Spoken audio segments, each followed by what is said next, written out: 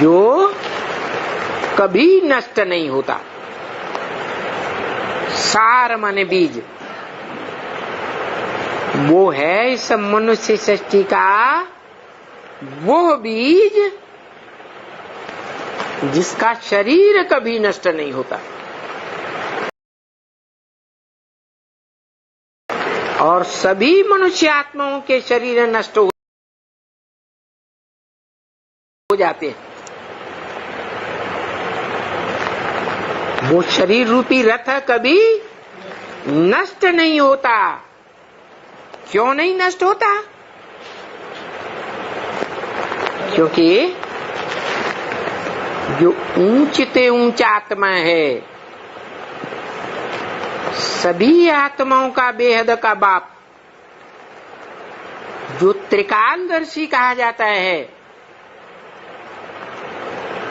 वो उसमें मुकर्रर रूप से प्रवेश होता है। किसमें? आत्मा में या रथ में? है रथ में प्रवेश होता है। इसलिए गीता में बोला है, इदं शरीरम कौन्तेय क्षेत्रम मित्यभिधीयते। हे अर्जुन, तेरा ये जो शरीर है, इस दुनिया में धर्म का क्षेत्र है, कर्म क्षेत्र है। क्षेत्र मैदान को कहा जाता है, युद्ध का मैदान, कर्म का मैदान। जो पहले अध्याय में पहले श्लोक में ही बताया, धर्म क्षेत्रे कुरुक्षेत्रे समवेतायुत्सव। ये संसार अनेक प्रकार के धर्मों की युद्ध भूमि है।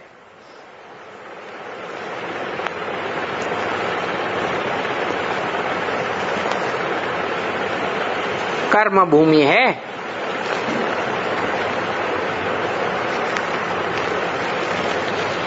अनेक प्रकार के धर्म हैं।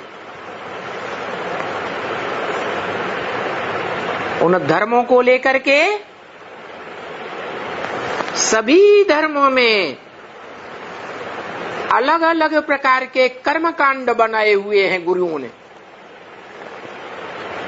हिंदू कहते हैं शरीर छोड़ने के बाद जलाना अच्छा है, वही सबसे अच्छा कर्म है। और मुसलमान क्रिश्चियन क्या कहते हैं? जलाना नहीं है, अरे ये तो बड़ा पाप हो जाएगा, उसको तो जमीन दोज करना चाहिए। क्योंकि कयामत के टाइम पर अल्लाह मियां जब आएगा, गॉड फादर आएगा, तो जो जमीन दोज हैं उनको जगाएगा। अरे ये अज्ञानता की नींद में सोने की बात है।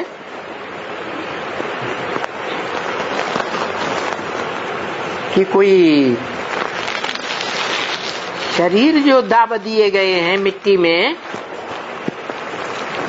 वो उठ करके जग करके खड़े हो जाएंगे? शरीर तो सब सड़ जाते हैं। कोई शरीर रह जाता है क्या? उन शरीरों के तो जग करके उठ के खड़े होने की बात ही नहीं है। हाँ, जो इस मनुष्य सृष्टि में जो भी मनुष्य मात्र हैं, ए टू जेड, अव्वल नंबर मनुष्य आत्मा से लेकर के 500-700 करोड़वीं मनुष्य आत्मा तक,